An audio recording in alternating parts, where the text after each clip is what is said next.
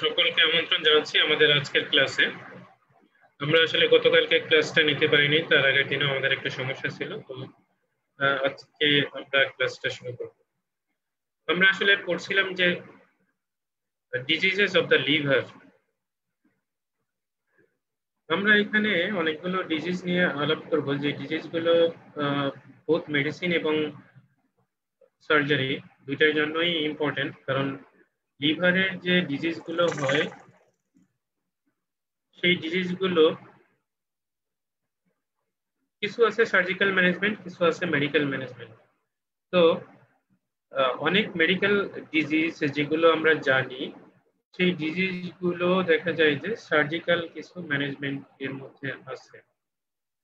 So আমরা আজকের আলোচনার মধ্যে লিভার ফাংশন কিভাবে আমরা অ্যাসেস করব, লিভারের ইনভেস্টিগেশন আমরা কি কি করব, এবং হচ্ছে মেইনলি একটা মেডিকেল কন্ডিশন যেটা হচ্ছে পোর্টাল হাইপারটেনশন এন্ড অ্যাসাইটিস, এর যে কিছু সার্জিক্যাল ম্যানেজমেন্ট আছে সেই জিনিসগুলো নিয়ে আলোচনা করব।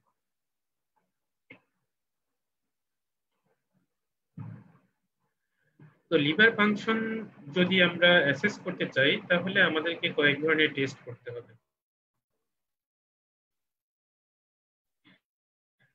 তো ইনভেস্টিগেশন অ্যাসেসমেন্ট আছে, যে অ্যাসেসমেন্ট গুলো আসলে লিভারের ফাংশনকে অ্যাসেস করবে। আর কিছু আছে মেইনলি হচ্ছে ইমেজিং, সেগুলো লিভারের অ্যানাটমি বা লিভারের প্যাথোলজি যেটা সেটা নিয়ে অ্যাসেস করবে। এর মধ্যে কিছু রুটিন এবং কিছু আছে হচ্ছে কোয়ান্টিটেটিভ টেস্ট। রুটিন স্ক্রিনিং যেগুলো, সেগুলো হচ্ছে লিভার রিলেটেড কোনো প্যাথোলজি আছে কিনা সেগুলো আমরা বুঝতে পারবো। এগুলো একেবারে বেসিক এবং ইনিশিয়াল ইনভেস্টিগেশন। কোনো একটা পেশেন্ট আমরা যদি ক্লিনিক্যালি মনে করি যে পেশেন্টের লিভার ডিজিজ আছে, তাহলে আমরা প্রথমেই তাকে কিছু লিভারের স্ক্রিনিং টেস্ট করতে দিব, এবং সেগুলোই হচ্ছে রুটিন স্ক্রিনিং টেস্ট। এবং এইগুলো লিভারের ফাংশন একটু অ্যাবনর্মাল হবে, এবং সেই অ্যাবনর্মাল ফাংশনটা লিভার ফাংশন টেস্টের মাধ্যমে জানতে পারবো। এর মধ্যে থাকে হচ্ছে সিরাম বিলিরুবিন। আমরা জানি যে বিলিরুবিন মেটাবলিজম এটা মেইনলি লিভারই মেইনটেইন করে। বিলিরুবিনটা তৈরি হয় হচ্ছে ব্লাডে, কিন্তু বিলিরুবিন আলটিমেটলি এক্সক্রিটেড হয় লিভারের মাধ্যমে। তো লিভার যদি অ্যাবনর্মাল ফাংশন করে তাহলে কিন্তু সিরাম বিলিরুবিনটা বাড়বে। এর মধ্যে কিছু আছে কনজুগেটেড বিলিরুবিন, আবার কিছু আছে আনকনজুগেটেড বিলিরুবিন। কনজুগেটেড বিলিরুবিনটাকে আমরা বলি হচ্ছে ডিরেক্ট বিলিরুবিন, এবং আনকনজুগেটেড বিলিরুবিনটাকে বলি হচ্ছে ইনডিরেক্ট বিলিরুবিন। তো যেখানে বিলিরুবিনটা কনজুগেটেড হতে সমস্যা হয়, সেই জায়গাটাতে কিন্তু আনকনজুগেটেড বিলিরুবিনটা বাড়ে বা ইনডিরেক্ট বিলিরুবিনটা বাড়ে। আর যেখানে বিলিরুবিনটা কনজুগেটেড হয় কিন্তু এক্সক্রিটেড হতে পারে না, সেখানে কিন্তু ডিরেক্ট বিলিরুবিন বা কনজুগেটেড বিলিরুবিনটা বাড়ে। তাহলে আনকনজুগেটেড বিলিরুবিনটা বাড়বে তখন যখন পেশেন্টের বিলিরুবিন প্রোডাকশনটা বেড়ে যায়। বিলিরুবিন প্রোডাকশনটা বাড়ে হচ্ছে যখন হিমোলাইসিস থাকে। তাহলে কনজেনিটাল হিমোলাইটিক এনিমিয়া, যেটা আমরা বিভিন্ন মেডিকেল ডিজিজ জানি, যেমন স্পিরোসাইটোসিস, থ্যালাসেমিয়া, এগুলোতে কিন্তু আনকনজুগেটেড হাইপারবিলিরুবিনিয়া হতে পারে। কারণ হচ্ছে এখানে বিলিরুবিন প্রোডাকশনটা বেশি হচ্ছে, এত বেশি হচ্ছে যে লিভার সেটাকে কনজুগেট করতে পারছে না, এবং সেটাতে আনকনজুগেটেড ফর্মে বিলিরুবিনটা বেড়ে যাচ্ছে। আর কনজুগেটেড হাইপারবিলিরুবিনেমিয়া হয় হচ্ছে অবস্ট্রাকটিভ জন্ডিসে। কারণ হচ্ছে এখানে লিভার ঠিকমতোই কাজ করছে, বিলিরুবিনকে কনজুগেট করছে, কিন্তু এখানে অবস্ট্রাকশনের কারণে, বাইল ডাক্টের অবস্ট্রাকশনের কারণে বিলিরুবিনটা এক্সক্রিশন হচ্ছে না। এই ক্ষেত্রে হচ্ছে কনজুগেটেড হাইপারবিলিরুবিনেমিয়া হবে। অ্যালানিন অ্যামাইনো ট্রান্সফারেজ এবং অ্যাসপার্টেট অ্যামাইনো ট্রান্সফারেজ, এই দুইটা হচ্ছে হেপাটোসাইট রিলেটেড মার্কার, এবং যদি কোনো কারণে হেপাটোসেলুলার নেক্রোসিস হয় অথবা লিভার সেলগুলো কাজ না করে ঠিক মতো, তাহলে কিন্তু এই দুইটা মার্কার যেমন ALT এবং AST এগুলো কিন্তু বেড়ে যাচ্ছে। ভাইরাল হেপাটাইটিসে বাড়ে, তারপর হচ্ছে ড্রাগ ইনডিউসড হেপাটাইটিস যদি হয় সেক্ষেত্রেও কিন্তু বাড়ে। তাহলে chronic liver disease, alcoholic liver disease এগুলোতেও কিন্তু ALT এবং AST এগুলো বাড়ে, কিন্তু একিউট কন্ডিশনে এটা অনেক বেশি বাড়ে। একিউট কন্ডিশন যেমন একিউট ভাইরাল হেপাটাইটিসে এটা অনেক বেশি বাড়ে।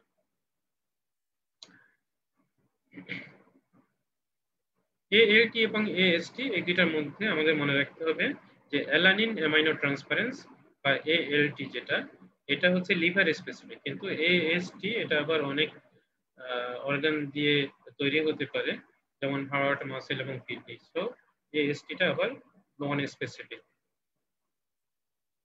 আরেকটা ইম্পর্টেন্ট মার্কার আছে যেটা হচ্ছে অ্যালকালাইন ফসফেটেস বা ALP।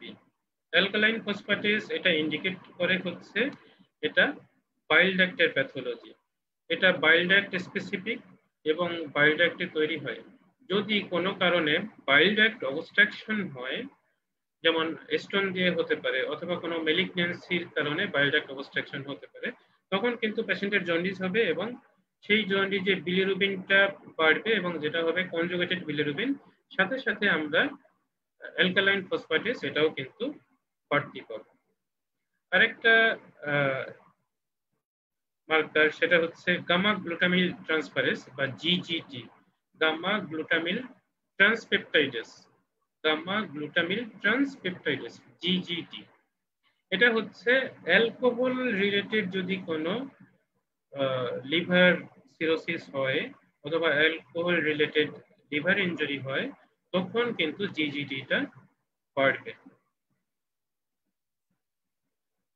আর যে মার্কারগুলো আছে এগুলো আসলে আমাদের জন্য অত বেশি গুরুত্বপূর্ণ না, তবে আমাদেরকে মাথায় রাখতে হবে যে অ্যালবুমিন এটা সোললি লিভার থেকেই তৈরি হয় এবং ক্রনিক লিভার ডিজিজে অ্যালবুমিনটা কিন্তু অথবা একিউট লিভার ডিজিজ বা ক্রনিক লিভার ডিজিজ যেটাই হোক না কেন সেটাতে কিন্তু অ্যালবুমিন লেভেল কমবে, সিরাম অ্যালবুমিন লেভেল কমবে।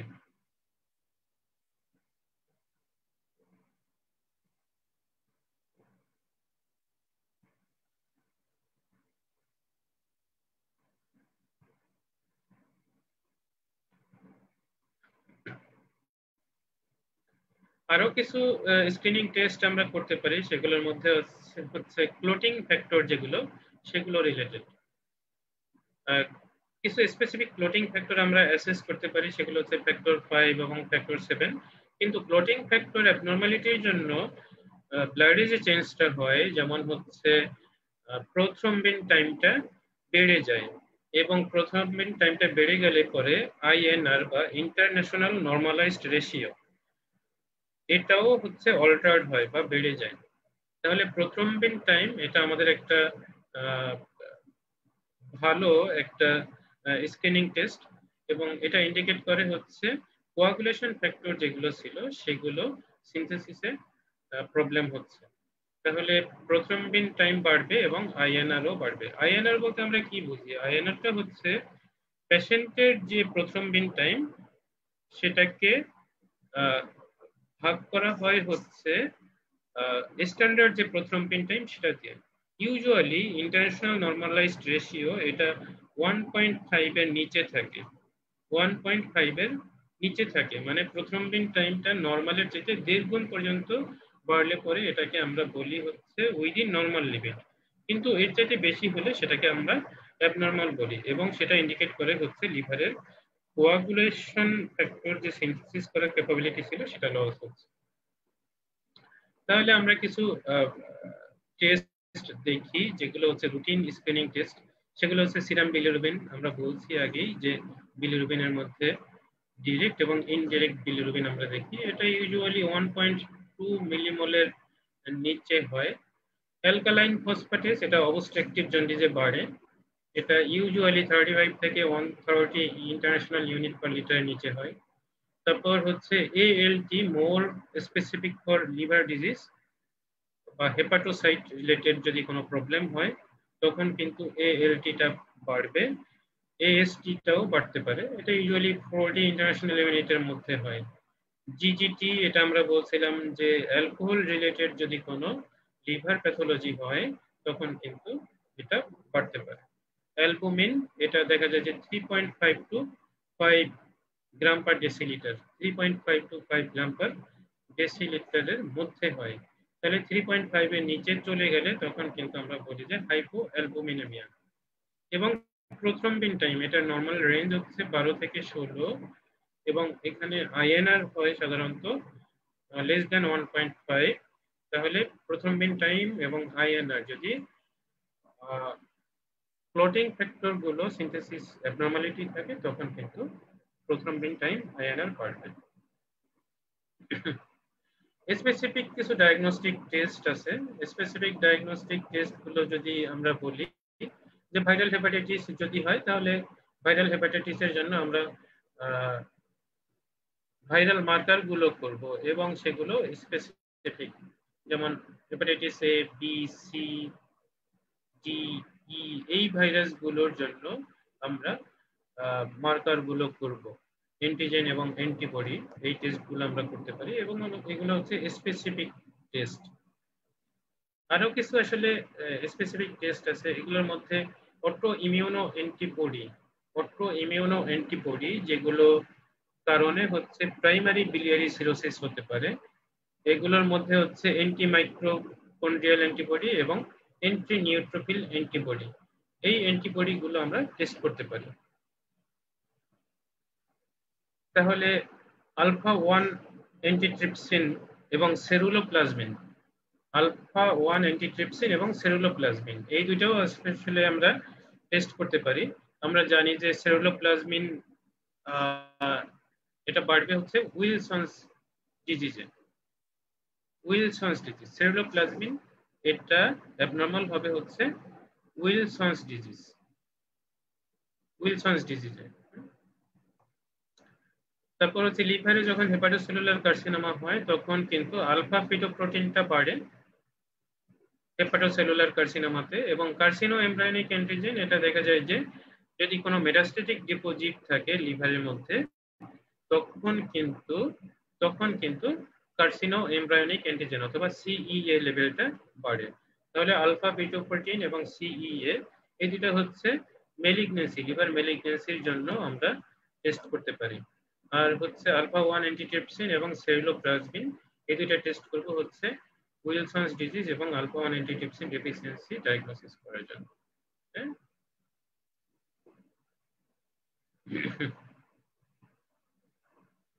এরপর হচ্ছে আসলে কোয়ান্টিটেটিভ টেস্ট বলতে আমরা বুঝি যে আসলে লিভারটা কতটুকু এফেক্টেড, মানে লিভার ফাংশনটা কতটুকু ইম্পেয়ার্ড।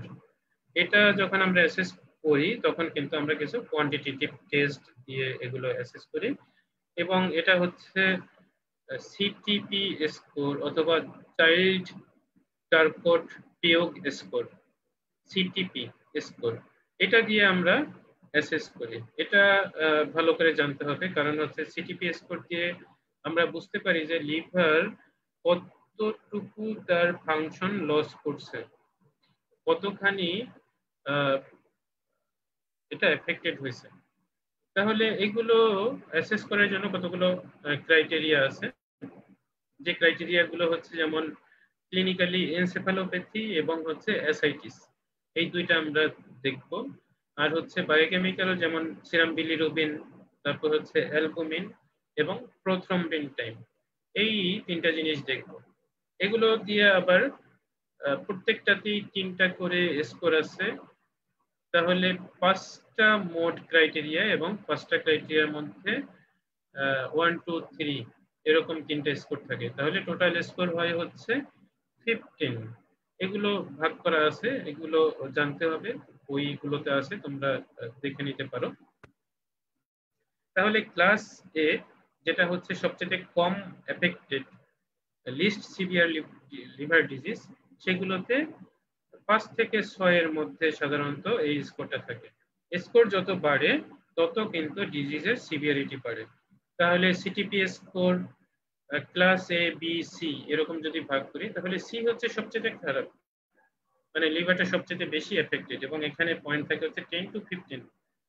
সিটিপি স্কোর বি তে পয়েন্ট থাকে হচ্ছে 7 to 9, এবং এটা হচ্ছে মডারেটলি এফেক্টেড বা মডারেট সিভিয়ার লিভার ডিজিজ। আর বেটার হচ্ছে স্কোর 5 to 6, এটা হচ্ছে লিস্ট সিভিয়ার লিভার ডিজিজ। তাহলে এগুলোর উপর বেস করে আমরা লিভার রিসেকশন করি। অনেক সময় আমরা লিভার টিউমার বা হেপাটোসেলুলার কার্সিনোমা বা metastatic deposit within the liver, এইগুলোর জন্য লিভার রিসেকশন করতে হয়। তো কোন লিভার রিসেকশনের আউটকাম কেমন হবে সেটা যদি আমাদেরকে বুঝতে হয়, তাহলে পেশেন্টের সিটিপি স্কোর করতে হবে, এবং সিটিপি স্কোর করার পরে যদি এটা আসলে ক্লাস এ ক্যাটাগরিতে পড়ে, তখন মেজর লিভার রিসেকশন মানে অর্ধেক লিভার ফেলে দিলেও দেখা যায় যে পেশেন্টের post operative liver failure develop করার সম্ভাবনাটা কম থাকে। কিন্তু যদি সি হয় তাহলে এটাতে লিভার ফেইলিয়ার হবেই বলা চলে, আর বি তে এখানে প্লাস মাইনাস পসিবিলিটি। তাহলে সিটিপি ক্লাস দিয়ে আমরা বুঝতে পারি যে আসলে পেশেন্টের লিভার কতখানি ভালো আছে বা কতখানি ক্ষতিগ্রস্ত হয়েছে।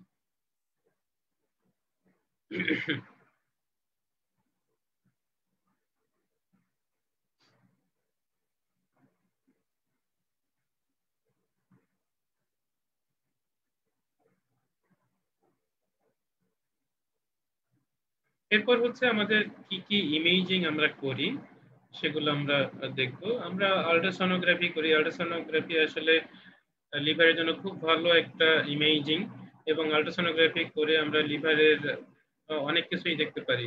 যেমন লিভারের প্যারেনকাইমা আমরা বুঝতে পারি, দেন হচ্ছে লিভারের যে ভাস্কুলার স্ট্রাকচার গুলো সেগুলো আমরা বুঝতে পারি, দেন হচ্ছে লিভারের মেইনলি হচ্ছে biliary tree, intrahepatic biliary tree, এগুলোর অবস্থা বুঝতে পারি। কিন্তু আল্ট্রাসাউন্ড এটার সমস্যা হচ্ছে এটা অপারেটর ডিপেন্ডেন্ট, এবং একটু মোটা মানুষ যারা তাদের ক্ষেত্রে আল্ট্রাসাউন্ড ভালো রেজাল্ট দিতে পারে না। অনেক সময় হচ্ছে অ্যাবডোমিনাল ডিস্টেনশনের কারণে গ্যাস থাকে, তো গ্যাসের জন্য আল্ট্রাসাউন্ডের পেনিট্রেশনটা বেটার হয় না। তাহলে আল্ট্রাসাউন্ড এটা হবে একেবারে ইনিশিয়াল ইনভেস্টিগেশন, মানে ইমেজিং ইনভেস্টিগেশন। প্রথমেই আমরা এটা করব, কিন্তু এটা সব সময় কিন্তু অ্যাপ্রোপ্রিয়েট রেজাল্ট নাও দিতে পারে।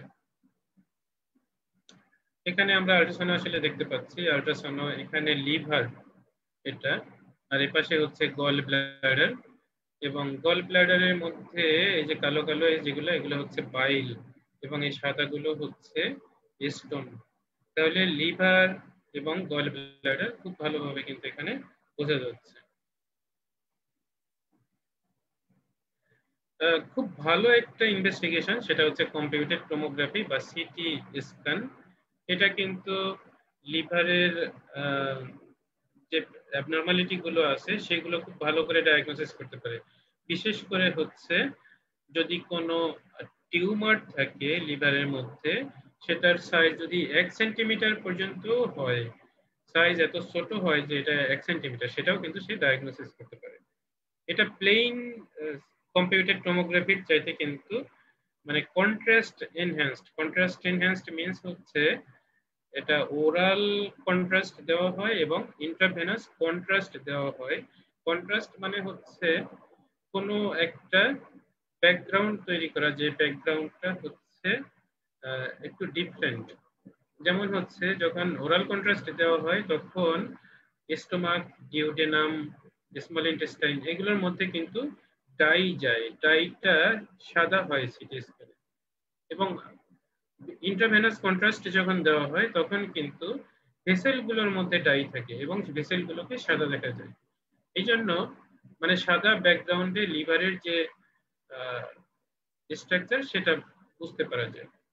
তাহলে যখন ভেসেল এবং জিআইটি এগুলোকে রঙিন করা হবে, রঙিন মিন্স হচ্ছে এখানে সাদা রং করা হবে, তখন কিন্তু লিভারের প্যারেনকাইমা, বিলিয়ারি ট্রি এগুলো খুব ভালো বোঝা যাবে।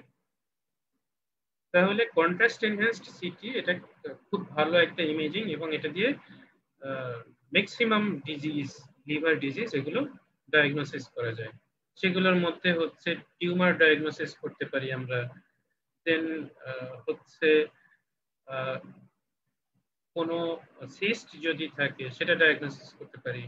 বিলিয়ারি ট্রিতে যদি কোনো অ্যাবনরমালিটি থাকে, যেমন হচ্ছে বিলিয়ারি ট্রিতে অনেক সময় টিউমার থাকে অথবা অবস্ট্রাকশন থাকে অথবা স্টোন থাকে, সেগুলো আমরা ডায়াগনোসিস করতে পারি। বা ভেসেল যেগুলো আছে যেমন পোর্টাল ভেইন, হেপাটিক ভেইন, দেন হচ্ছে হেপাটিক আর্টারি, এগুলোও কিন্তু এখানে আমরা দেখতে পারি। এখানে একটা প্লেইন সিটি আছে, এখানে কোনো কন্ট্রাস্ট দেওয়া হয় নাই স্টমাকের মধ্যে বা এখানে অ্যাওর্টার মধ্যে নাই, কিন্তু এখানে দেখা যাচ্ছে লিভারের রাইট লোবে সেগমেন্ট 5-6 এর এই জায়গাটাতে একটা লেশন, হাইপোডেন্স লেশন আছে। এমআরআইটা একটু বেটার রেজলিউশন দেয়, ম্যাগনেটিক রেজোনেন্স ইমেজিং এটা সিটি স্ক্যানের চাইতে একটু বেটার ডায়াগনোসিস করতে পারে। তাহলে সিটি স্ক্যানের চাইতে এমআরআইটা একটু বেটার, কিন্তু এটার অ্যাভেলেবিলিটি একটু কম, এবং এটা অনেক সময় কন্ট্রাস্ট দিয়ে করতে হয়। কন্ট্রাস্ট দিলে পরে দেখা যায় যে মেলিগনেন্সি যেগুলো, সেই মেলিগনেন্সি গুলো বেটার ইমেজিং পাওয়া যায় এবং সেটা ডায়াগনোসিসে হেল্পফুল হয়। তাহলে এমআরআই যদি অ্যাভেলেবল থাকে তাহলে আমরা টিউমার যেগুলো আছে, লিভার টিউমার, সেগুলো ডায়াগনোসিস করার জন্য আমরা এমআরআই করতে পারি। আবার এই যে আমরা দেখতে পাচ্ছি যে এমআরআই এখানে কন্ট্রাস্ট দেওয়ার পরে, লিভার স্পেসিফিক কন্ট্রাস্ট দেওয়ার পরে লিভারটা যে ইমেজিং দিচ্ছে তার মধ্যে একটা হাইপো ইন্টেন্স এরিয়া পাওয়া যাচ্ছে, এবং এটা ইন্ডিকেট করে হচ্ছে এটা একটা liver tumour, metastatic liver tumour. MRI থেকে আবার একটু ডিফারেন্ট, কিন্তু মেকানিজমটা একই। ডিফারেন্ট বলতে হচ্ছে এমআরআই তে পুরো লিভারটা আমরা দেখতে পারি, কিন্তু এমআরসিপি যদি করি এটা হচ্ছে শুধুমাত্র ম্যাগনেটিক রেজোনেন্স কোলাঞ্জিও প্যানক্রিয়াটোগ্রাম। এখানে বাইল ডাক্ট এবং প্যানক্রিয়াটিক ডাক্ট, এই ডাক্টগুলো ভিজিবল হয় এবং লিভার থেকে সেগুলোকে আলাদা করে আমরা দেখতে পারি। এমআরসিপি এটা বাইল ডাক্টের অ্যানাটমিটা খুব ভালো ডেলিনিয়েট করতে পারে, intrahepatic and extrahepatic bile duct এবং প্যানক্রিয়াটিক ডাক্ট। এবং এটা ডিরেক্ট ইমেজিং যেমন হচ্ছে ইআরসিপি অথবা পিটিসি, এইগুলো মতোই ইমেজিং দেয় এবং অনেক ক্ষেত্রে এর চেয়েও ভালো ইমেজিং দেয়। এমআরসিপিটা হচ্ছে নন ইনভেসিভ, এখানে বডিতে পেনিট্রেশন হয় না, বডি কেভিটি যেগুলো আছে অথবা ভাস্কুলার অ্যাক্সেস করতে হয় না বা বডি ক্যাভিটির মধ্যে ঢুকতে হয় না, এই জন্য এটাকে বলা হচ্ছে নন ইনভেসিভ। এবং এখানে কোনো রেডিয়েশন এক্সপোজারও হয় না। তাহলে এমআরসিপি করে আমরা ভালো ছবি পাই, কিন্তু এটা নন ইনভেসিভ, এই জন্য এটা ইআরসিপি যেটা ইনভেসিভ এবং পিটিসি যেটা ইনভেসিভ এর চাইতে বেটার। ইআরসিপি যেটার কথা বলতেছিলাম, আসলে ইআরসিপি এন্ডোস্কোপিক্যালি করতে হয়, এবং এটা রিট্রোগ্রেড কোলাঞ্জিও প্যানক্রিয়াটোগ্রাম, মানে হচ্ছে ডিউডেনামের মধ্যে গিয়ে দেন হচ্ছে বাইল ডাক্ট অথবা প্যানক্রিয়াটিক ডাক্টের মধ্যে ক্যানুলা দিয়ে তারপর ছবি নিতে হয় ডাই দিয়ে। তো এটা একটা ইনভেসিভ এবং এর আসলে কিছু কমপ্লিকেশন আছে, এই জন্য শুধুমাত্র ডায়াগনস্টিক পারপাসে আমরা ইআরসিপি করি না, আমরা থেরাপিউটিক পারপাসে ইআরসিপি করি। এবং থেরাপিউটিক পারপাস যখন আসলে স্টোন রিমুভালের প্রয়োজন হয়, তারপর হচ্ছে স্টেন্ট দেওয়ার প্রয়োজন হয় অথবা বিলিয়ারি ড্রেনেজের প্রয়োজন হয়, তখন আমরা ইআরসিপি করি। এবং এর কিছু সিভিয়ার কমপ্লিকেশন আছে, যেটা হচ্ছে প্যানক্রিয়াটাইটিস হতে পারে, কোলাঞ্জাইটিস হতে পারে। থেরাপিউটিক ইন্টারভেনশন করলে পরে সেখানে ব্লিডিং হতে পারে, অনেক সময় ডিউডেনামের পারফোরেশনও হতে পারে। এটা আমরা দেখতে পাচ্ছি আসলে ইআরসিপি, এটা এন্ডোস্কোপ, এটা এম্পুলা, এবং এখানে বাইল ডাক্টের মধ্যে ডাই দিয়ে ওখানে এক্স-রে করা হচ্ছে, এবং এখানে কতগুলো নেগেটিভ শ্যাডো আছে, সেই নেগেটিভ শ্যাডো গুলোকে আমরা স্টোন হিসেবে ডায়াগনোসিস করি। অনেক সময় হচ্ছে ডিরেক্ট এন্ডোস্কোপিক কোলাঞ্জিওস্কোপি করি, ডিরেক্ট এন্ডোস্কোপিক কোলাঞ্জিওস্কোপি। দ্যাট মিনস হচ্ছে আমরা যে এন্ডোস্কোপটা ইন্ট্রোডিউস করলাম, সেই এন্ডোস্কোপের ভিতর দিয়ে আবার একটা চিকন এন্ডোস্কোপ ইন্ট্রোডিউস করা হয়, যেটা বাইল ডাক্টের মধ্যে ঢুকে তারপর হচ্ছে এখানে ছবি দেখা যায়। তাহলে বাইল ডাক্টের ভিতরেও একটা এন্ডোস্কোপ ইন্ট্রোডিউস করা হয়, এবং সেই এন্ডোস্কোপির মাধ্যমে আমরা বাইল ডাক্টের অ্যানাটমিটাও ডিরেক্টলি ভিজুয়ালাইজ করতে পারি, এবং এর মাধ্যমে কিন্তু থেরাপিউটিক ইন্টারভেনশনও করা যায়। এবং এটার একটা মডার্ন মডিফিকেশন হচ্ছে স্পাই গ্লাস, মানে ইআরসিপি প্রোবের ভিতর দিয়ে, ইআরসিপির যে এন্ডোস্কোপ সেটার ভিতর দিয়ে, সাইড ভিউ এন্ডোস্কোপের ভিতর দিয়ে একটা স্পাই গ্লাস ইন্ট্রোডিউস করা হয়, যেটা বাইল ডাক্টের মধ্যে ঢুকে যায়, এবং এটা ছোট ছোট বাইল ডাক্ট গুলোকেও ভিজুয়ালাইজ করতে পারে, এবং এটা দিয়ে থেরাপিউটিক ইন্টারভেনশনও করা হয়। এটাকে বলা হয় হচ্ছে স্পাই গ্লাস।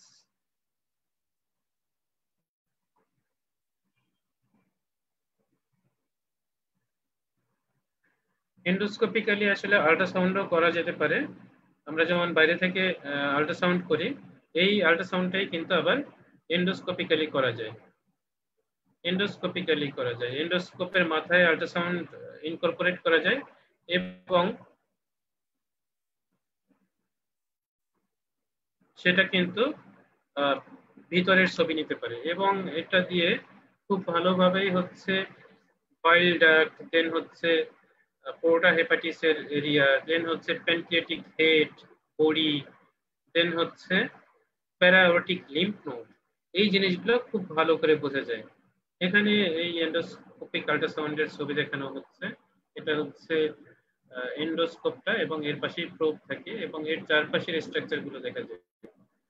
তাহলে এখানে ডেনসিটির উপর বেস করে ভিন্ন ভিন্ন ইমেজ তৈরি হয়। এটা দেখা যাচ্ছে পোর্টাল ভেইন, এটা হচ্ছে সিবিডি, এটা প্যানক্রিয়াটিক ডাক্ট। এরকম সুন্দরভাবে আমরা এই অ্যানাটমি গুলো বুঝতে পারি এন্ডোস্কোপিক আল্ট্রাসাউন্ডের মাধ্যমে। অনেক সময় আসলে নিচ দিয়ে এন্ডোস্কোপ পাস করাটা পসিবল হয় না, এটা তখন হচ্ছে পারকিউটেনিয়াসলি, মানে স্কিনকে পেনিট্রেট করা হয়, ট্রান্সহেপাটিক মানে লিভারের ভিতর দিয়ে ইন্ট্রোডিউস করা হয়, এবং কোলাঞ্জিওগ্রাফি, লিভারের ভিতর দিয়ে একটা গাইড ওয়্যার পাস করে, দেন তার উপর দিয়ে একটা ক্যাথেটার পাস করে, দেন লিভারের ভিতরের যে বাইল ডাক্টটা আছে, সেই বাইল ডাক্টের ভিতরে অ্যাক্সেস নিয়ে ওখানে ডাই দিয়ে ওখানে কিন্তু আমরা বিলিয়ারি ট্রির অ্যানাটমিটা বুঝতে পারি। সেটাকে বলা হচ্ছে পারকিউটেনিয়াস, মানে স্কিনকে পেনিট্রেট করে, দেন হচ্ছে ট্রান্সহেপাটিক, লিভারের ভিতর দিয়ে কোলাঞ্জিওগ্রাফি, মানে হচ্ছে বাইল ডাক্টকে দেখা। তাহলে পিটিসি এটা আমরা করতে পারি যখন আসলে ইআরসিপি করে আমরা উপরের দিকে উঠতে না পারি, বাইল ডাক্ট যখন অবস্ট্রাক্টেড থাকে, যেটার ভিতর দিয়ে উপরে ওঠা যায় না, তখন আমরা উপর থেকে পারকিউটেনিয়াস ট্রান্সহেপাটিক কোলাঞ্জিওগ্রাফি করতে পারি। এখানে দেখানো আছে যে এখানে একটা ক্যাথেটার পাস করছে, এটা স্কিন দিয়ে পেনিট্রেট করছে, লিভারের ভিতর দিয়ে গিয়ে এখানে বাইল ডাক্টের মধ্যে ঢুকছে, এবং সেটা দিয়ে ডাই দিলে পরে এখানে কিন্তু ইন্ট্রাহেপাটিক এন্ড এক্সট্রাহেপাটিক বিলিয়ারি গুলো দেখা যাচ্ছে। এটা হচ্ছে পিটিসি। আর হচ্ছে লিভার যে ব্লাড সাপ্লাই পায়, সেই ব্লাড সাপ্লাই যেমন হচ্ছে পোর্টাল ভেইন এবং হেপাটিক আর্টারি, এই দুইটা ভেসেল, এবং হচ্ছে হেপাটিক ভেইন, এই জিনিসগুলো কিন্তু আমাদের ভিজুয়ালাইজেশনের দরকার হয় যখন আমরা লিভার ট্রান্সপ্লান্ট করি করব, অথবা হচ্ছে লিভার রিসেকশন করব, তখন কিন্তু আমাদের এই বিলিয়ারি ভাস্কুলেচারের অ্যানাটমিটা বা লিভারের ভাস্কুলেচারের অ্যানাটমিটা বুঝতে হবে। তখন কিন্তু আমরা এনজিওগ্রাফি করে নিব আগে থেকে। পজিট্রন এমিশন টোমোগ্রাফি বা পিএটি স্ক্যান, এটাও আমরা করি। এখানে আমরা পেট স্ক্যানের মাধ্যমে লিভার এবং হচ্ছে বডিতে যদি কোনো ইনফ্লামেটরি অথবা হচ্ছে মেলিগন্যান্ট কোনো লেশন থাকে তাহলে সেটাকে আমরা ডায়াগনোসিস করতে পারবো। কিন্তু এটা দিয়ে আসলে মেলিগন্যান্সি এবং ইনফ্লামেটরি লেশন এই দুটাকে আলাদা করা যায় না। কিন্তু মেলিগন্যান্সি যদি কোনো হিডেন মেলিগন্যান্সি থাকে যেটা আমরা কোনো ইমেজিং এই পাচ্ছি না, তখন কিন্তু আমরা পেট স্ক্যান করে এটা ধরতে পারি। পজিট্রন ইমিশন টমোগ্রাফি, এর সাথে অনেক সময় সিটি স্ক্যান অ্যাড করা হয়। এখানে দেখানো হচ্ছে পেট সিটি। এখানে সিটি স্ক্যানে দেখা যাচ্ছে এখানে লিভারের রাইট লোবে একটা লেশন আছে এবং পেট সিটিতে দেখা যাচ্ছে যে এটা হাইপারমেটাবলিক। এবং ultimately last but not the least সেটা হচ্ছে ল্যাপারোস্কোপি। এই ইনভেস্টিগেশন করে আমরা পেরিটোনিয়াম, দেন হচ্ছে body cavity, peritoneal cavity, intestine, লিভারের সারফেস, এগুলো খুব ভালো করে বুঝতে পারি এবং এটা দিয়ে অ্যাসেস করতে পারি যে আসলে পেশেন্টের টিউমার যেটা বা ডিজিজ যেটা সেটা আমরা সার্জিক্যালি রিমুভ করতে পারবো কি পারবো। এটা আগে বলা হতো যে যখন কোনো কিছু পাচ্ছ না তখন তুমি সরাসরি ঢুকো এবং দেখো, দ্যাট মিনস হচ্ছে ল্যাপারোটমি করো। কিন্তু এটাকে বলা হয় ডায়াগনস্টিক ল্যাপারোটমি। ডায়াগনস্টিক ল্যাপারোটমিতে কিন্তু পেশেন্টের আননেসেসারি একটা ট্রমা হয়, আর সেখানে আমরা যদি ল্যাপারোস্কোপি করে পেশেন্টকে অ্যাসেস করতে পারি তখন কিন্তু পেশেন্টের এই ট্রমাটা হচ্ছে না। ল্যাপারোস্কোপি পেশেন্টের মিনিমাম ট্রমা দেয় এবং সেটা ম্যাক্সিমাম বেনিফিট আমরা পেতে পারি, কারণ পেরিটোনিয়াল ক্যাভিটি এবং লিভার বা অন্যান্য অর্গান আমরা এখানে বুঝতে পারি। তাহলে আমরা যদি মানে দেখি যে আমরা কি কি ইমেজিং এর মাধ্যমে কি কি দেখব লিভারের ক্ষেত্রে, সেটা হচ্ছে আল্ট্রাসাউন্ড লিভারের, সেটা হচ্ছে ফার্স্ট লাইন ইনভেস্টিগেশন। আর একটা আল্ট্রাসাউন্ড আমরা করবো এই পেশেন্টের। দেন হচ্ছে স্পাইরাল সিটি, এটা দিয়ে খুব ভালো অ্যানাটমিক্যাল প্ল্যানিং করা যায়। এমআরআই, এটা স্পাইরাল সিটির একটা অল্টারনেটিভ। এমআরসিপি, এটা হচ্ছে ফার্স্ট লাইন এবং নন ইনভেসিভ কোলানজিওগ্রাফি, বিলিয়ারি ট্রির জন্য এটা আমরা করব। হচ্ছে ইআরসিপি, যখন আমরা থেরাপিউটিক ইন্টারভেনশন করব তখন আমরা পারকিউটেনাস ট্রান্সহেপাটিক কোলানজিওগ্রাফি করব। এনজিওগ্রাফি, ভাস্কুলার ইনভলভমেন্ট আমরা দেখার জন্য এনজিওগ্রাফিটা করব। পেট স্ক্যানিং, টিউমার যদি অন্য কোথাও স্প্রেড করে অথবা যদি আননোন প্রাইমারি সাইট আমরা খুঁজতে যাই তখন আমরা পেট স্ক্যানিং করব। ল্যাপারোস্কোপি, এটা আমরা করব অথবা ল্যাপারোস্কোপিক আল্ট্রাসাউন্ড করব যখন আমরা পেরিটোনিয়াল টিউমার স্প্রেড হবে তখন আমরা পেট মানে ল্যাপারোস্কোপি অথবা ল্যাপারোস্কোপিক আল্ট্রাসাউন্ড করব। এগুলো গেল আসলে আমাদের লিভারের ইনভেস্টিগেশন। এগুলো এরপরে আমরা চলে যাব আসলে স্পেসিফিক ডিজিজে। আমরা প্রথমেই চলে আসতেছি যে লিভার ফেইলিওর, এটা হতে পারে একিউট লিভার ফেইলিওর, এটা হতে পারে chronic liver failure. Chronic liver ফেইলিওরকে আমরা সিএলডি হিসেবে বা ক্রনিক লিভার ডিজিজ হিসেবে ডায়াগনোসিস করি। আর একিউট লিভার ফেইলিওর এটা কোন কোন ক্ষেত্রে হতে পারে? এটা বেশিরভাগ ক্ষেত্রেই হচ্ছে ভাইরাল হেপাটাইটিসে হয়, এবিসিডিই হেপাটিক ভাইরাস যেগুলো আছে সেগুলো দিয়ে হয়। অনেক ড্রাগ দিয়ে হয়, ড্রাগ যেমন হচ্ছে হ্যালোথেন, আইসোনিয়াজাইড বা রিফাম্পেসিন। হ্যালোথেনটা ব্যবহার করা হয় হচ্ছে অ্যানেস্থেসিয়ার ক্ষেত্রে, জেনারেল অ্যানেস্থেসিয়ার ক্ষেত্রে। আইসোনিয়াজিড, রিফাম্পেসিন এটা হচ্ছে অ্যান্টি টিউবারকুলার ড্রাগ যেটা হেপাটোটক্সিক। তারপর হচ্ছে অ্যান্টি ডিপ্রেজেন্ট দিয়ে হতে পারে, এনএসএআইডি দিয়ে হতে পারে। তারপর হচ্ছে অনেক সময় ভ্যালপ্রোইক অ্যাসিড যেটা অ্যান্টি কনভালসেন্ট ড্রাগ সেটা দিয়েও কিন্তু হতে পারে। তাহলে ভাইরাল হেপাটাইটিসের পরেই কিন্তু চলে আসে ড্রাগ দিয়ে। প্যারাসিটামল এটা একটা সেফ ড্রাগ, কিন্তু এটা যদি মানে হাই ডোজে ইউজ করা হয় তখন কিন্তু প্যারাসিটামলের কারণেই লিভার ড্যামেজ হতে পারে। প্যারাসিটামল থেকেও লিভার ড্যামেজ হতে পারে, তাহলে এটা হাই ডোজে ব্যবহার করা যাবে না। মাশরুম পয়জনিং থেকে হতে পারে, শক এবং মাল্টি অর্গান ফেলিওর থেকে হতে পারে, একিউট বার্চিয়ারি সিনড্রোম। বার্চিয়ারি সিনড্রোম হচ্ছে হেপাটিক ভেইন যেগুলো আছে সেগুলোতে যদি অবস্ট্রাকশন হয় তখন কিন্তু লিভার ফেলিওর হতে পারে। যেমন উইলসনস ডিজিজে হতে পারে, ফ্যাটি লিভারে হতে পারে, এবং এটা প্রেগন্যান্সিতে বেশি হয়, ফ্যাটি লিভার অফ প্রেগন্যান্সি। তাহলে এই জিনিসগুলোর জন্য কিন্তু লিভার ফেলিওর হতে পারে। এর মধ্যে বেশি মনে রাখবো আমরা ভাইরাল হেপাটাইটিস, ড্রাগ, দেন হচ্ছে প্যারাসিটামল ওভারডোজ, এই জিনিসগুলো।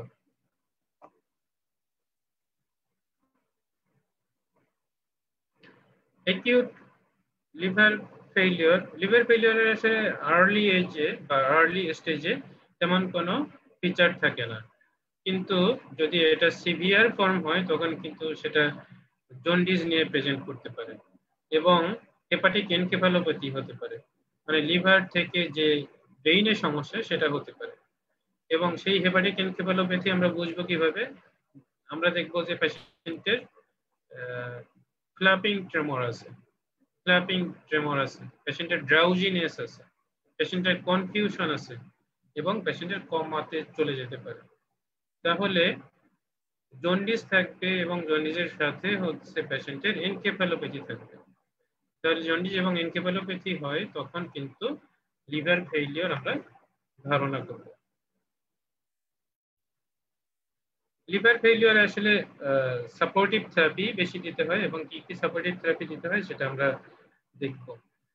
সাপোর্টিভ থেরাপির মধ্যে হচ্ছে ফ্লুইড থেরাপি দিতে হবে, এবং ইলেকট্রোলাইট ইমব্যালেন্স থাকলে সেটা কারেকশন করতে হবে, অ্যাসিড বেস ইমব্যালেন্স যদি থাকে সেটা কারেকশন করতে হবে, গ্লুকোজ মনিটর করতে হবে, পেশেন্টকে নিউট্রিশনাল সাপোর্ট দিতে হবে। রেনাল ফাংশন ইমপ্রুভ করার জন্য অনেক সময় হচ্ছে হিমোফিল্ট্রেশন করতে হয়, কারণ হেপাটোরেনাল সিনড্রোম ডেভেলপ করে কিন্তু পেশেন্টের রেনাল ইম্পেয়ারমেন্ট হয়, এবং সেক্ষেত্রে হিমোফিল্ট্রেশন করে পেশেন্টের বডি থেকে টক্সিক সাবস্টেন্স গুলো রিমুভ করতে হয়। দেন হচ্ছে রেসপিরেটরি সাপোর্ট আমাদেরকে দিতে হবে, কারণ রেসপিরেটরি ডিপ্রেশন হয়, এবং রেসপিরেটরি সাপোর্ট কিভাবে দেয়? ভেন্টিলেশনের মাধ্যমে রেসপিরেটরি সাপোর্টটা দেওয়া হয়। এবং monitoring and treatment of cerebral oedema. Cerebral oedema যেটা হয় হাইপারবিলিরুবিনেমিয়ার জন্য, সেটার কারণে কিন্তু, অথবা হাইপোঅ্যালবুমিনেমিয়ার কারণে, তখন কিন্তু পেশেন্টের ইডিমাটা রিলিভ করতে হবে। এবং এই পেশেন্টের অ্যাসোসিয়েটেড ব্যাকটেরিয়াল বা ফাঙ্গাল ইনফেকশন থাকে, সেগুলোকেও আমাদেরকে রিলিভ করতে হবে অ্যান্টিবায়োটিকের মাধ্যমে। আর যদি ক্রনিক লিভার ডিজিজ হয়, ক্রনিক লিভার ডিজিজ হচ্ছে আস্তে আস্তে করে লিভারটা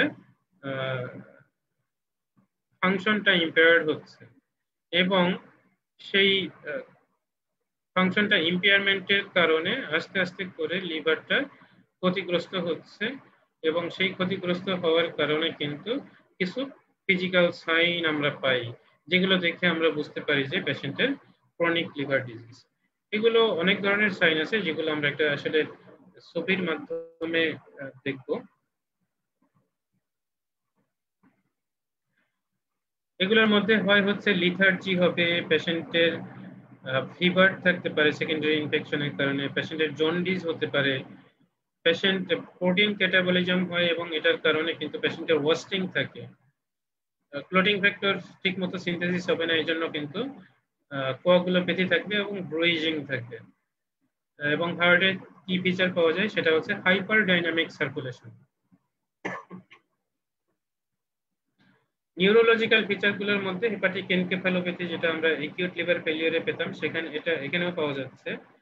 মোস্ট ইম্পর্টেন্টলি পেশেন্টের পোর্টাল হাইপারটেনশন থাকবে, এবং পোর্টাল হাইপারটেনশনে থাকে হচ্ছে তিনটা কার্ডিনাল ফিচার। একটা হচ্ছে অ্যাসাইটিস থাকে, ইসোফেজিয়াল ভেরিক্স থাকে, আর হচ্ছে স্প্লেনোমেগালি থাকে। তিনটা কার্ডিনাল ফিচার থাকে, স্প্লেনোমেগালি, অ্যাসাইটিস এবং ইসোফেজিয়াল ভেরিক্স। এবং কিছু কিউটিনিয়াস সাইন পাওয়া যায়, যেটা হচ্ছে স্পাইটার নিভাস, মানে আম্বলিকাসের চারপাশে ভেসেল গুলো ডাইলেটেড থাকে, এবং পামার এরিথেমা, হাতগুলো দেখা যায় যে লাল লাল ছোপ ছোপ হয়ে যায়, এটা হচ্ছে পামার এরিথেমা। এই জিনিসগুলো আমরা পাই। ছবিতে যদি আমরা দেখি যে কি কি পাওয়া যায়, চোখে আমরা দেখবো কি জন্ডিস থাকবে, ক্রনিক লিভার ডিজিজে জন্ডিস থাকবে। চেস্টে যদি এক্সামিনেশন করি তাহলে ছেলেদের ক্ষেত্রে গাইনোকোমেশিয়া থাকবে, ব্রেস্ট গুলো সাইজ বড় হবে, এবং ফিমেলের ক্ষেত্রে দেখা যায় যে ব্রেস্ট অ্যাট্রফি থাকে। গাইনোকোমেসিয়া হওয়ার কারণ হচ্ছে টেস্টিকুলার অ্যাট্রফি। টেস্টিকুলার অ্যাট্রফি হওয়ার ফলে এখানে যে টেস্টোস্টেরন তৈরি হতো, টেস্টোস্টেরন তৈরি না হওয়ার কারণে ইস্ট্রোজেন প্রজেস্টেরন বেশি আপার হ্যান্ড নেবে এবং সেটার কারণে কিন্তু গাইনোকোমেসিয়া ডেভেলপ করবে। নেইলে যদি আমরা দেখি, নেইলে কি পাবো না, এগুলো সাদা হয়ে যাবে, ক্লাবিং থাকবে। তারপর হচ্ছে হাতের মধ্যে পামার এরিথেমা, তারপর হচ্ছে স্পাইডার নিভাস পাবো, আপার হাফ অফ দ্য বডিতে এটা সাধারণত পাওয়া যায়, স্পাইডার নিভাস। এবং সেটা আম্বলিকাসের চারপাশে পাওয়া যায়, আম্বলিকাল পেরিয়াম্বলিকাল যে ভেইনগুলো আছে সেগুলো ডাইলেটেড হয়ে যাবে, স্পাইডার নিভাস। অ্যাবডোমেন এক্সামিনেশন করলে লিভার বড়ও পাইতে পারি, ছোটও পাইতে পারি, পেটের মধ্যে পানি থাকবে, অ্যাসাইটিস থাকবে এবং স্প্লিনোমেগালি থাকবে, পেশেন্টের স্প্লিনোমেগালি থাকবে। টেস্টিকুলার অ্যাট্রফি পাবে এক্সটার্নাল জেনিটালিয়া এক্সামিনেশন করলে। এবং আমরা যদি লোয়ার লিম্ব এক্সামিনেশন করি তাহলে আমরা দেখব যে এখানে হেয়ার লস থাকে, ইডিমা থাকে, মাসেল ওয়াস্টিং থাকে এবং স্কিনে পিগমেন্টেশন থাকে। তাহলে এই জিনিসগুলো আমরা ক্রনিক লিভার ডিজিজে পাই এবং এগুলো দেখলে পরে আমাদের ধারণা করতে হবে যে পেশেন্টের ক্রনিক লিভার ডিজিজ আছে। তাহলে ক্রনিক লিভার ডিজিজের একটা ফিচার হচ্ছে কি অ্যাসাইটিস। অ্যাসাইটিস নিয়ে আমরা একটু জানবো। অ্যাসাইটিস হচ্ছে পেটনাল ক্যাভিটির মধ্যে যদি ফ্লুইড অ্যাকুমুলেশন হয় সেটাকে আমরা বলতেছি অ্যাসাইটিস।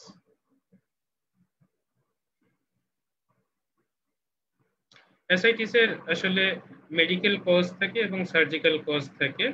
আমরা বেশিরভাগ সময়ই হচ্ছে মেডিকেল কজের জন্য অ্যাসাইটিস পেয়ে থাকি।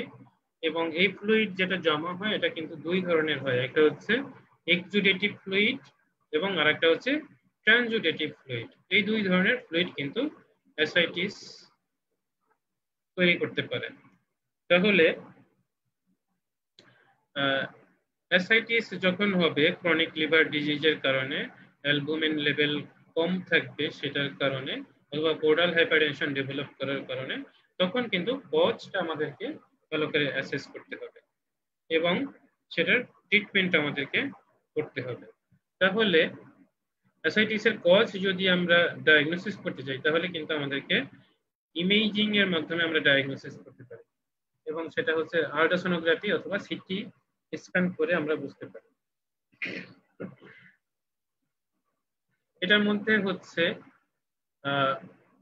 সিটি স্ক্যান বা আল্ট্রাসাউন্ড যদি করি তাহলে কিন্তু লিভারটাকে দেখা যায় হচ্ছে সিরোটিক বা ইরেগুলার, অনেক সময় ছোট হয়ে যায়। তারপর হচ্ছে পোর্টাল ভেইন প্যাটেন্সি অনেক সময় থাকে না, পোর্টাল ভেইনের মধ্যে থ্রম্বোসিস হয়, সেটার কারণে কিন্তু অ্যাসাইটিস হয়। এবং অ্যাসাইটিসের সাথে স্প্লিনোমেগালি থাকে, এগুলো দেখে আমরা বুঝতে পারি অ্যাসাইটিস। এবং পেটের মধ্যে ফ্লুইডও এখানে পাওয়া যায়। আর এই যে ফ্লুইডটা পাওয়া যাচ্ছে সেটা যদি আমরা কালচার করি এবং মাইক্রোস্কোপি করি তাহলে কিন্তু আমরা কজ বুঝতে পারবো, সেটার প্রোটিন কন্টেন্ট আমরা দেখে বুঝতে পারবো এটা কি এক্সুডেটিভ নাকি ট্রানজুডেটিভ। সাইটোলজি করে বুঝতে পারবো এটাতে কোনো ম্যালিগন্যান্সি ফিচার আছে কিনা। এবং সেরাম অ্যামাইলেজ, এই অ্যাসিটিক ফ্লুইডের অ্যামাইলেজ লেভেল দেখে আমরা বুঝতে পারবো যে এটা প্যানক্রিয়াটিক অ্যাসাইটিস কিনা, প্যানক্রিয়াটিক অরিজিনের কারণে কিন্তু অ্যাসাইটিস হতে পারে, এটা আমরা এই অ্যাসিটিক ফ্লুইডের অ্যামাইলেজ লেভেল থেকে বুঝতে পারি। তাহলে এই ইনভেস্টিগেশন গুলো আমরা করব। এবং এটাতে ম্যানেজমেন্ট যেটা আমরা করি সাধারণত দেখা যায় যে পেশেন্টের সল্ট রেস্ট্রিকশন আমরা করি, বেশি লবণ খেলে পরে অ্যাসাইটিস অ্যাগ্রাভেট করে যেন সল্ট রেস্ট্রিকশন করি। আমরা ডায়োরিটিক্স দেই। ডায়োরিটিক্স কি করে? ডায়োরিটিক্স হচ্ছে বডি থেকে ফ্লুইডটাকে বের করে দেয় ইউরিনের মাধ্যমে, তাহলে অ্যাসাইটিসটাও কমে যায়। যখন ডায়োরিটিক্স সল্ট রেস্ট্রিকশন এটা অ্যাসাইটিস কমাতে পারে না তখন কিন্তু অ্যাবডোমিনাল প্যারাসিনথেসিস, প্যারাসিনথেসিস বলতে হচ্ছে পেটনাল ক্যাভিট থেকে নিডল দিয়ে আমরা ফ্লুইড বের করে দিই, অ্যাসাইটিক ফ্লুইড। এটা টেম্পোরারিলি রিলিভ করে, কিন্তু এটা আবার অ্যাকুমুলেট হয় কারণ কজটা আমরা রিলিভ করতে পারছি না। কিন্তু এখান থেকে ফ্লুইড বের করে দেওয়ার ফলে বডিতে কিন্তু আবার অ্যালবুমিন ঘাটতি তৈরি হতে পারে এবং সেজন্য আমাদেরকে অ্যালবুমিন সাপ্লিমেন্টেশন দিতে হয়, অ্যালবুমিন সাপ্লিমেন্টেশন দিতে হয়। আরেকটা ম্যানেজমেন্ট সেটা হচ্ছে টিপস। যদি পোর্টাল হাইপারটেনশনের কারণে অ্যাসাইটিস ডেভেলপ করে সেটার একটা সার্জিক্যাল ম্যানেজমেন্ট আছে এবং সেটা হচ্ছে TIPSS, যেটাকে বলা হচ্ছে ট্রান্সজুগুলার ইন্ট্রাহেপাটিক প্রোটোসিস্টেমিক শান্ট। এটা আমরা পরে দেখব। এবং আলটিমেটলি যেহেতু লিভারই নষ্ট, লিভার কাজ করছে না, সেহেতু লিভার ট্রান্সপ্লান্ট মানে অন্যজনের শরীর থেকে লিভার এনে এই ডিজিজড লিভারটাকে প্রতিস্থাপন করা হয়, এটা হচ্ছে লিভার ট্রান্সপ্লান্টেশন। এটাই হচ্ছে আলটিমেট ট্রিটমেন্ট। এখন আমাদের যে ডিজিজ সেটা হচ্ছে পোর্টাল হাইপারটেনশন। আমরা জানি যে পোর্টাল ভেইনের প্রেসার যদি বেড়ে যায় কিছু কিছু কারণে, সেটাকে আমরা বলতেছি পোর্টাল হাইপারটেনশন। এটার কজ কিন্তু কয়েক রকম হতে পারে। যেমন হচ্ছে এটা হতে পারে pre hepatic. Pre hepatic means হচ্ছে লিভারের নিচে, দ্যাট মিন্স হচ্ছে লিভারের নিচে যে পোর্টাল ভেইনটা আছে সেই পোর্টাল ভেইনে অবস্ট্রাকশন। যেমন হচ্ছে পোর্টাল ভেইনের মধ্যে যদি থ্রোম্বাস ফরমেশন হয় তখন কিন্তু পোর্টাল ভেইনের প্রেসারটা বেড়ে যাবে। এটা pre hepatic cause. Hepatic cause যেগুলো সেগুলো হচ্ছে লিভার সিরোসিস। লিভার সিরোসিস যদি হয় তখন কিন্তু পোর্টাল হাইপারটেনশন হবে। পোস্ট হেপাটিক, লিভারের ব্লাড গুলো আলটিমেটলি যেত হচ্ছে কোথায়, যেত হচ্ছে হেপাটিক ভেইনে। তো হেপাটিক ভেইন যদি অবস্ট্রাক্টেড হয় সেটা কি দিয়ে হতে পারে, সেটা হতে পারে সেটার মধ্যে থ্রোম্বাস ফরমেশন হতে পারে। এটাকে বলা হচ্ছে Budd Chiari syndrome, BCS, Budd Chiari syndrome. তাহলে পোস্ট হেপাটিক লিভার যে ভেসেল, যেমন হচ্ছে লিভার ভেইন, হেপাটিক ভেইন, এগুলো যদি অবস্ট্রাকশন হয় সেটাকে বলা হচ্ছে পোস্ট হেপাটিক কজ।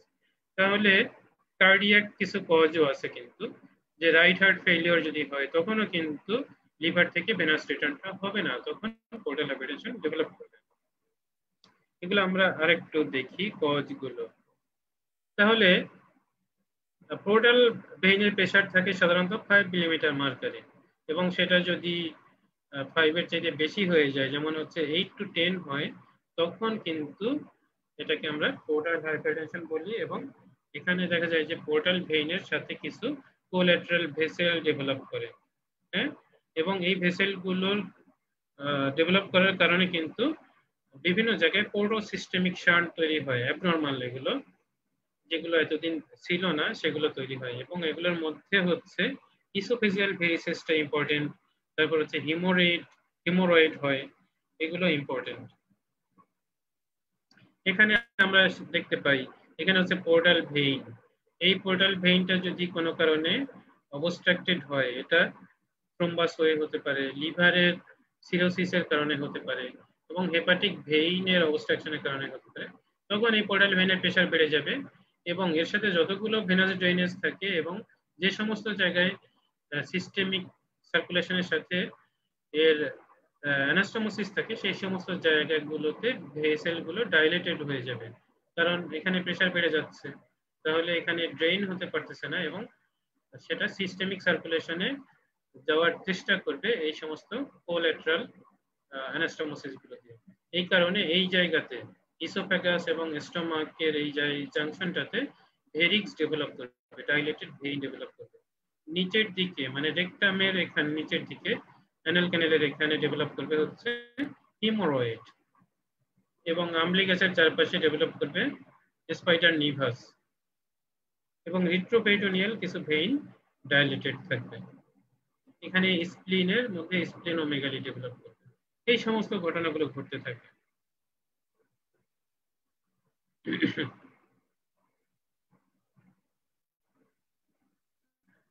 তাহলে প্রি হেপাটিক কজটা আমরা জানলাম যে এখানে পোর্টাল ভেইনের মধ্যে থ্রম্বোসিস হয়।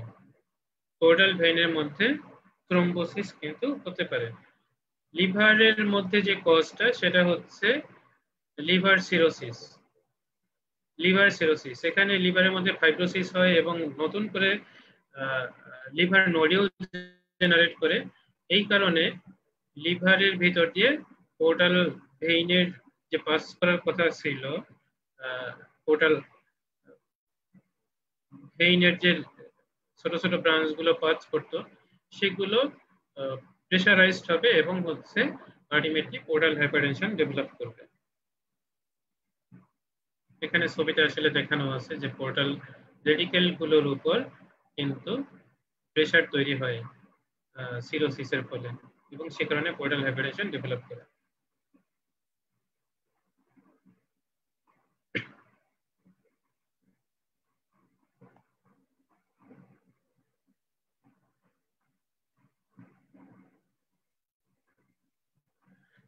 আর পোস্ট হেপাটিক হয় হচ্ছে বার্চিয়ারি সিনড্রোম অথবা কনস্ট্রিকটিভ পেরিকার্ডাইটিস অথবা রাইট হার্ট ফেলিয়ার, এগুলোতে যে কারণে হচ্ছে ভেনাস রিটার্নটা কমে যাওয়ার ফলে হচ্ছে পোর্টাল ভেনের উপর প্রেশারটা বেড়ে যায়। তো প্রি হেপাটিক পোর্টাল হাইপারটেনশন যেটা, সেটাকে আমরা বলতেছিলাম হচ্ছে obstruction in the portal vein, এবং সেটার কারণে কিন্তু পোর্টাল ভেইনের আশেপাশে যে ভেসেল গুলো থাকে সেই ভেসেল গুলো ডাইলেটেড হয়ে যায়, যেটাকে বলা হয় হচ্ছে ক্যাভার্নোম্যাটাস ট্রান্সফরমেশন। পোর্টাল ভেইনের আশেপাশের ব্লাড গুলো ডাইলেটেড হয়, কোলাটেরাল তৈরি হয়, এবং সেই ভেসেল গুলো দিয়ে অনেক বেশি ব্লাড দেখা যায় যে ড্রেইন হয়, এবং সেটাকে বলা হয় হচ্ছে ক্যাভার্নোম্যাটাস ট্রান্সফরমেশন। এখানে হচ্ছে পোর্টাল ভেইন, এখানে অবস্ট্রাকশন, তাহলে আশেপাশের যে ভেসেল গুলো আছে সেগুলো দিয়ে কিন্তু ইন্ট্রাহেপাটিক এবং এক্সট্রা হেপাটিক পোর্টাল ভেইনের মধ্যে কমিউনিকেশন তৈরি হয়, এটাকে বলা হয় হচ্ছে ক্যাভার্নোম্যাটাস ট্রান্সফরমেশন।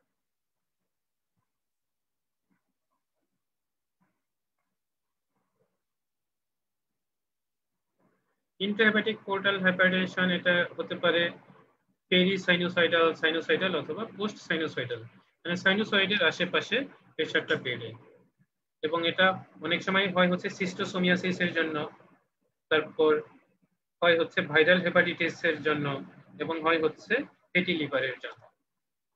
আর পোস্ট হেপাটিক যেগুলো আমরা বলছিলাম যে বার্চিয়ারি সিনড্রোম, যেটাতে হেপাটিক ভেইনে থ্রম্বাস ফর্মেশন হয়, দেন হচ্ছে হার্টের সমস্যা যেমন heart failure, right heart failure অথবা কনস্ট্রিকটিভ পেরিকার্ডাইটিস, এগুলোর কারণে কিন্তু হতে পারে।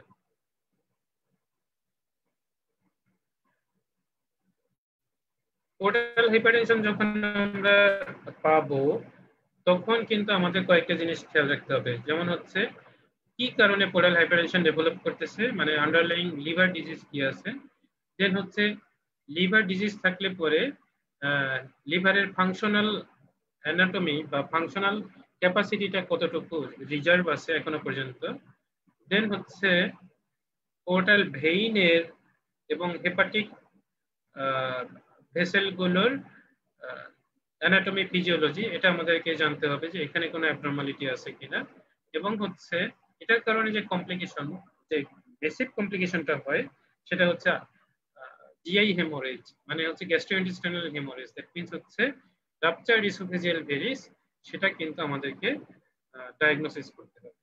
তাহলে পোর্টাল হাইপারটেনশনের পেশেন্ট পেলে পরে আমাদেরকে কারণ খুঁজে বের করতে হবে, লিভারের অবস্থাটা আমাদেরকে দেখতে হবে, দেন হচ্ছে লিভারের হিমোডাইনামিক কন্ডিশনটা আমাদেরকে অ্যাসেস করতে হবে, এবং ইসোফেজিয়াল ভেরিক্স আছে কিনা সেটা আমাদেরকে ডায়াগনোসিস করতে হবে। এবং পোর্টাল হাইপারটেনশন এটা ক্রনিক লিভার ডিজিজের জন্যই যেহেতু হচ্ছে বেশিরভাগ ক্ষেত্রে, তো ক্রনিক লিভার ডিজিজের কারণে পোর্টাল হাইপারটেনশন হলে পরে দেখা যায় যে মোস্ট অফ দ্য কেসে কিন্তু ডেথটা হয় ইসোফেজিয়াল ভেরিক্স রাপচার করে অনেক বেশি ব্লিডিং হয়, এবং সেই হিমোরেজের কারণে কিন্তু পেশেন্টের ডেথটা হয় মেইনলি। তাহলে পোর্টাল হাইপারটেনশনের কারণে রাপচার্ড ইসোফেজিয়াল ভেরিক্স প্রিভেনশনটাই আমাদের মেইন উদ্দেশ্য থাকে।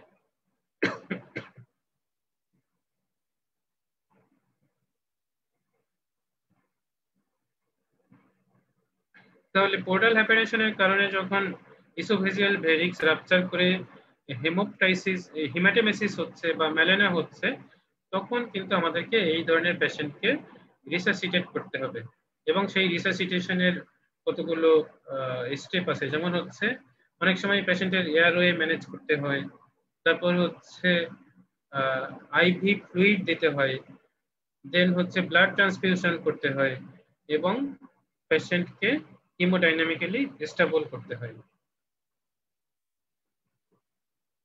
দেন এই যে ব্লিডিংটা হচ্ছে, এই ব্লিডিংটাকে আমাদেরকে স্টপ করতে হবে, এবং এই ব্লিডিংটা স্টপ করার জন্য নন অপারেটিভ এবং অপারেটিভ দুই ধরনের ট্রিটমেন্টই আছে।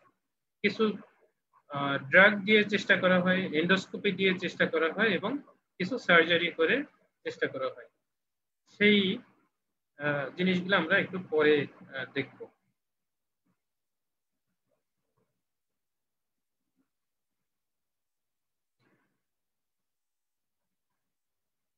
এন্ডোস্কোপির মাধ্যমে এটা কিভাবে চেষ্টা করা হয়? এন্ডোস্কোপি করে এখানে যে ভেরিসিয়াল ব্লাড ভেসেল গুলা ছিল সেগুলোকে কিন্তু বেন্ডিং করা হয়, বেন্ডিং বা লাইগেশন।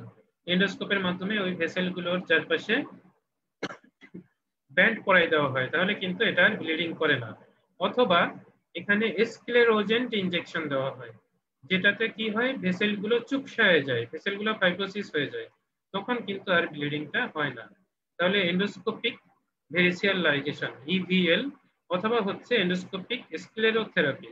স্ক্লেরোথেরাপি দিলে পরে এই ভেসেল গুলো চুপসায় যায় এবং এখান থেকে আর পরবর্তীতে ব্লিডিং হয় না। এটা কিন্তু একটা ভালো ম্যানেজমেন্ট প্ল্যান। প্রথমেই আমরা এন্ডোস্কোপি করে ব্লিডিং ভেসেল গুলোকে এরকম বেন্ডিং করতে পারি, ইভিএল করতে পারি, অথবা স্ক্লেরোথেরাপি দিয়ে এগুলোকে স্টপ করতে পারি। তবে ইভিএলটা বেটার, লাইগেশনটা হচ্ছে বেটার। এখানে দেখা যায় যে ব্লিডিং হচ্ছে এবং এখানে ইনজেকশন দেওয়া হচ্ছে। এই ইভিএল করার পরে এরকম ভেসেল গুলো বন্ধ হয়ে থাকে। এগুলো হচ্ছে এই এন্ডোস্কোপের মাথায় কতগুলো ব্যান্ড আছে এবং প্রত্যেকটা ব্যান্ড রিলিজ হওয়ার পরে এরকম ভেসেল গুলোর চারপাশে ফাঁসের মতো তৈরি হয়।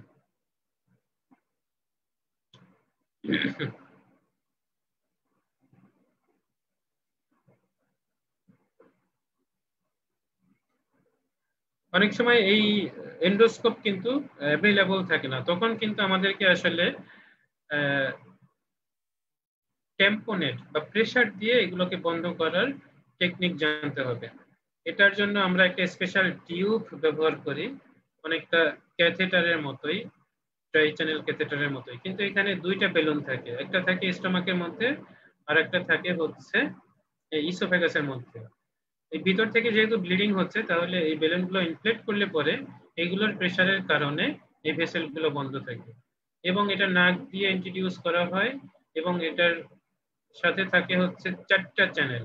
একটা হচ্ছে স্টোমাকের বেলুনকে ইনফ্লেট করার জন্য, একটা হচ্ছে ইসোফেগাসের যে বেলুন সেটাকে ইনফ্লেট করার জন্য, একটা হচ্ছে স্টোমাকের ভিতরে যে কন্টেন্টস গুলো ছিল সেগুলোকে স্প্রেড করার জন্য, আর একটা হচ্ছে ইসোফেগাসের মধ্যে যে কন্টেন্টস গুলো জমা হচ্ছে সেগুলোকে স্প্রেড করার জন্য। তাহলে এই টেম্পোনেট বা প্রেসার এটা দিয়ে যদি আমরা বন্ধ করতে পারি, থেরাপির জন্য আমরা পাঠাতে পারি হায়ার সেন্টারে। তাহলে এই ধরনের টেকনিক কিন্তু বা টেম্পোনেট কিন্তু আমরা ইউজ করতে পারি। এখানে দেখানো হচ্ছে কিভাবে দেওয়া হয় ইসোফেজিয়াল বেলুন এবং স্টোমাক বেলুন, এবং এটাকে প্রেসার দিয়ে এটাকে বন্ধ করা হয় ব্লিডিংটাকে। আর কিছু ইন্টারভেনশন আমরা করতে পারি এবং ইন্টারভেনশনটাকে বলা হচ্ছে টিপস, যেটা হচ্ছে মিনিমাল ইনভেসিভ। মিনিমাল ইনভেসিভ মানে হচ্ছে আমাদের সার্জারি করতে হয় না, কিন্তু এখানে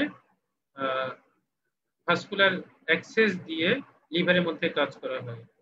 টিপসটা হচ্ছে ট্রান্স জুগুলার, দ্যাট মিনস হচ্ছে জুগুলার ভেইন দিয়ে এখানে ঢুকবে, তারপর হচ্ছে জুগুলার ভেইন দিয়ে কোথায় যাবে, জুগুলার ভেইন দিয়ে যাবে হচ্ছে রাইট হার্ট দিয়ে, ভেনা ক্যাভা, ইনফেরিয়র ভেনা ক্যাভা দিয়ে আলটিমেটলি লিভারের ভিতর, লিভারের ভিতরে গিয়ে ট্রান্স জুগুলার ইন্ট্রাহেপাটিক, আইতে হচ্ছে ইন্ট্রাহেপাটিক মানে লিভারের ভিতরে, পোর্টোসিস্টেমিক শান্ট, পোর্টোসিস্টেমিক শান্ট। যেহেতু এখানে ব্লাড গুলো পোর্টাল ভেইন থেকে হেপাটিক ভেইনে যেতে পারতেছে না, তো আমরা যদি কোনোভাবে হেপাটিক ভেইন এবং পোর্টাল ভেইন এই দুটোর মধ্যে কমিউনিকেশন তৈরি করে দিতে পারি, তখন কিন্তু ওই ভেইন এই ব্লাডটা ড্রেইন করবে ইজিলি, এবং ওই ড্রেইন করলে এদিকে যে ভেরিসিয়াল ব্লিডিংটা হচ্ছিল প্রেসার বেশি থাকার কারণে এই পোর্টাল প্রেসারটা কমে যাবে। তাহলে এটাই বলা হচ্ছে টিপস, TIPSS। এটা কিন্তু এসআইটিস এবং হচ্ছে ইসোফেজিয়াল ভেরিক্স, এই দুটার management. TIPSS, transjugular intrahepatic portosystemic shunt. Portosystemic shunt এখানে আমরা দেখতে পাই, এখানে ইন্টারি ভেনা ক্যাভা দিয়ে আসলো, ভেনা ক্যাভা দিয়ে হেপাটিক ভেনের মধ্যে ঢুকলো, ভেইনটাকে পায়ার্স করে একটা স্টেন্ট ঢুকাই দেওয়া হয়। কোন জায়গায় ঢুকাই দেওয়া হয়? হচ্ছে পোর্টাল ভেইনের মধ্যে। হেপাটিক ভেইন এবং পোর্টাল ভেইন এই দুটার মধ্যে কমিউনিকেশন তৈরি করা হয়। তাহলে কি হবে? এই যে পোর্টাল ভেইনের প্রেসারের কারণে এখানে ভেরিক্স গুলো তৈরি হচ্ছিল, এই প্রেসারটা কমে যাবে, কারণ পোর্টাল ভেইন থেকে সরাসরি হেপাটিক ভেইনে তখন ব্লাডটা চলে যাবে। এই কারণে কিন্তু ব্লাড প্রেসারটা মানে ওই পোর্টাল ভেইনের প্রেসারটা কমে যাবে এবং ব্লিডিংটা বন্ধ থাকবে। এখানে আসলে দেখানো হচ্ছে, একটা ডাই দিয়ে দেখানো হচ্ছে যে এখানে পোর্টাল ভেইনের রাইট ব্রাঞ্চ এবং এটা হচ্ছে হেপাটিক ভেইনের রাইট ব্রাঞ্চ, এই দুইটার মধ্যে একটা স্টেন্ট দিয়ে কমিউনিকেশন তৈরি করা হয়েছে।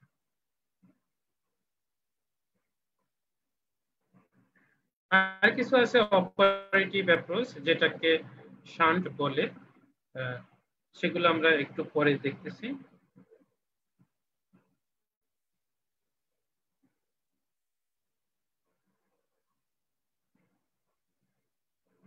যখন আসলে এই জিনিসগুলো ফেল করে তখন কিন্তু আমাদের এই সার্জিক্যাল থেরাপির মধ্যে চলে যেতে হয়, এবং সেটা হচ্ছে পোর্টোসিস্টেমিক শান্ট।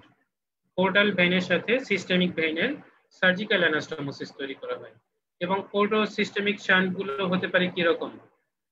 এই যে পোর্টাল ভেইনের সাথে আসলে এন্ড টু সাইড, পোর্টাল ভেইনের সাথে ভেনা ক্যাভাল, পোর্টোক্যাভাল, পোর্টাল ভেইনের সাথে ভেনা ক্যাভাল আসলে অ্যানাস্টোমোসিস করে দেওয়া হচ্ছে, এটাকে বলা হচ্ছে পোর্টোক্যাভাল শান্ট। এবং এটা হচ্ছে এন্ড টু সাইড, মানে পোর্টাল ভেইনটাকে ট্রান্সজেক্ট করে এটার এন্ডের সাথে ভেনা ক্যাভার সাইডের অ্যানাস্টোমোসিস। নাম জেনে রাখা যে পোর্টোক্যাভাল শান্ট কেমন হতে পারে। এটা সাইড টু সাইড, মানে পোর্টাল ভেইনের সাইডের সাথে ভেনা ক্যাভার সাইডের অ্যানাস্টোমোসিস করা। দেন হচ্ছে মাল্টিপল সাইডে করা হতে পারে, রাইট পোর্টাল ভেইনের সাথে ইনফেরিয়র ভেনা ক্যাভার, দেন হচ্ছে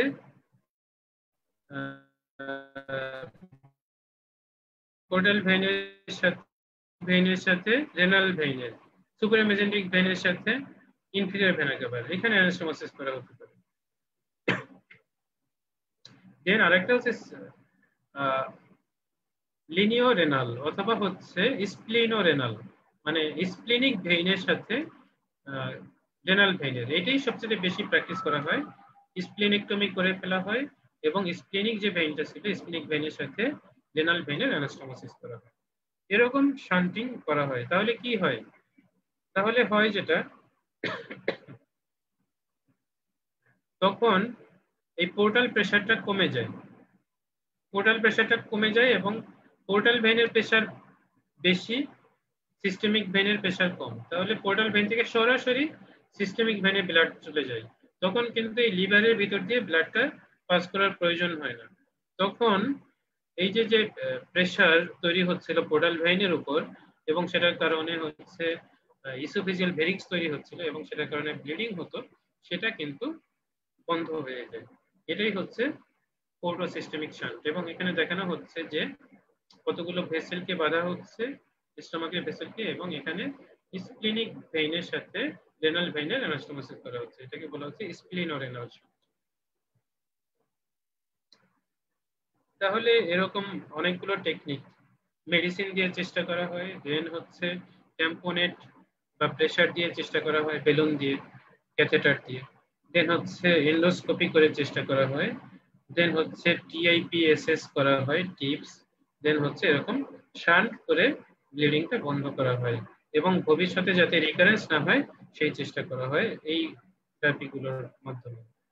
এবং আলটিমেটলি যেহেতু লিভারটাই খারাপ, সেই লিভার খারাপ হওয়ার কারণে পোর্টাল হাইপারটেনশন তৈরি হচ্ছে এবং সেটার আলটিমেট চিকিৎসা হচ্ছে লিভার ট্রান্সপ্লান্টেশন, এবং একজনের ডিজিজড লিভারকে বাদ দিয়ে একটা হেলদি লিভারের পোর্শন এনে এখানে স্থাপন করা হয়, এটাই হচ্ছে hepatic transplantation.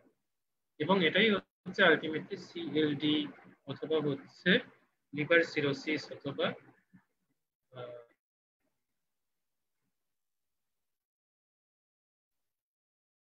Liver ফেলিয়ারের ultimate treatment, যেগুলোর সার্জিক্যাল ম্যানেজমেন্টও আছে।